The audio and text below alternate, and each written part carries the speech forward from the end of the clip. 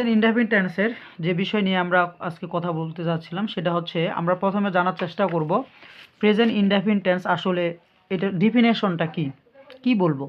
Present indefinite টেন্সের আমরা বলবো কোনো কাজ বা ঘটনা, চিরন্তন সত্য, ঐতিহাসিক ঘটনা, নিয়মিত অভ্যাস, নিকটতম ভবিষ্যৎ, এগুলোকে যদি বোঝানো হয় তাহলে আমরা এটাকে প্রেজেন্ট ইনডেফিনিট টেন্স বলবো। এটা আরেকটু সহজ করে আমরা যদি বলার চেষ্টা করি ইংরেজিগুলো সহ, তাহলে কোনো কাজ বা ঘটনাকে ইভেন্ট বলবো, চিরন্তন সত্য ইউনিভার্সাল ট্রুথ, ঐতিহাসিক ঘটনা হিস্টোরিক্যাল ইভেন্ট। ঐতিহাসিক ঘটনা বলতে যেটাকে বোঝায় সেটা হচ্ছে যেমন নবাব সিরাজউদ্দৌলার ঘটনা, 1757 সালের ঘটনা, অর্থাৎ ইতিহাসের পাতায় যেগুলো লেখা থাকবে সেগুলো হচ্ছে ঐতিহাসিক ঘটনা। এইসব ঐতিহাসিক ঘটনাগুলোকে আমরা প্রেজেন্ট ইনডেফিনিট টেন্স হিসাবে বলতে পারি। নিয়মিত অভ্যাস এবং নিকটতম ভবিষ্যৎ, এই নিকটতম ভবিষ্যৎ নিয়ে অনেকের কাছে ডাউট হয়, আমরা এটা পরিষ্কার আজকে আলোচনা করব। নিকটতম ভবিষ্যৎ বলতে আমরা যেটা বুঝি সেটা হচ্ছে ঘন্টা, মিনিট, সেকেন্ড। এই ঘন্টা, মিনিট, সেকেন্ডের মধ্যে যে ঘটনাগুলো ঘটবে সেটি হচ্ছে আমাদের প্রেজেন্ট ইনডেফিনিট টেন্স। এই প্রেজেন্ট ইনডেফিনিট টেন্সের স্ট্রাকচার আমরা পার্সন ভেদে দুইটাকে হিসাব করব। একটা হচ্ছে থার্ড পার্সন সিঙ্গুলার নাম্বার, একটা হচ্ছে থার্ড পার্সন সিঙ্গুলার নাম্বার ছাড়া।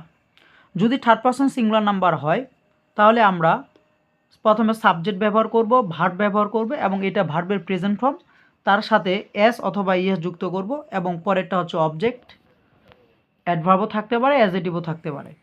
এই অবজেক্ট যদি শুধু থাকে বা অ্যাডভার্ব অ্যাজেটিভ থাকতে পারে।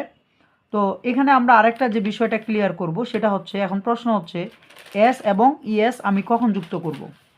তাহলে মনে রাখতে হবে কোনো শব্দের শেষে যদি ও, এক্স, ডাবল এক্স, সিএচ এবং এস থাকে, এইচ, সেটার ক্ষেত্রে আমরা ইএস করব। আর যদি কোনো শব্দের শেষে এই সব লেটারগুলো না থাকে তাহলে আমরা এস যুক্ত করব। যেমন আমরা যদি একটা এক্সাম্পল দিই, টেক। এই টেক শব্দটার শেষে ও, এক্স, ডাবল এক্স, সিএচ বা এস কিছু নেই, তাহলে আমরা এটার সাথে শুধুমাত্র এস যুক্ত করব। অপরদিকে আমরা যদি টিচ শব্দটা দেখি তাহলে টিচ শব্দটার শেষে আমরা সিএচ অথবা এজ হিসাব করতে পারি, তাহলে এটার সাথে আমরা ইএস যুক্ত করতে পারবো। অপরদিকে থার্ড পার্সন সিঙ্গুলার নাম্বার ছাড়া যদি হয়, without third person singular number, তাহলে স্ট্রাকচার আমরা হিসাব করব সাবজেক্ট, ভার্ব এবং সবসময় মনে রাখবো প্রেজেন্ট ইনডেফিনিট টেন্সের ভার্ব সবসময় প্রেজেন্ট ফর্ম হবে এবং অবজেক্ট অথবা এক্সটেনশন। যেমন আমরা যদি বলি আয়ের পরে যদি আমরা প্লে হিসাব করি, আই প্লে, মনে করেন যে ক্রিকেট, আই প্লে ক্রিকেট, তো এইখানে ভার্বের শেষে এস বা ইএস যুক্ত হবে না, বিকজ এটা হচ্ছে থার্ড পার্সন সিঙ্গুলার নাম্বার না।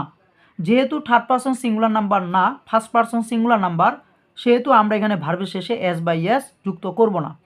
আরেকটা ইনফরমেশন জেনে রাখা ভালো, এই প্রেজেন্ট ইনডেফিনিট টেন্সে সাধারণত ডু এবং ডাস ব্যবহার করতে হবে। এখন প্রশ্ন হচ্ছে ডু এবং ডাস কখন ব্যবহার করতে হবে। এই ডু, ডাস, ডিটের ব্যবহার নিয়ে আমাদের আরেকটি পর্বে, আমরা পূর্বে একটি পর্বে নিয়ে আলোচনা করছিলাম, সেটা আপনারা পেজে পাবেন। ধন্যবাদ।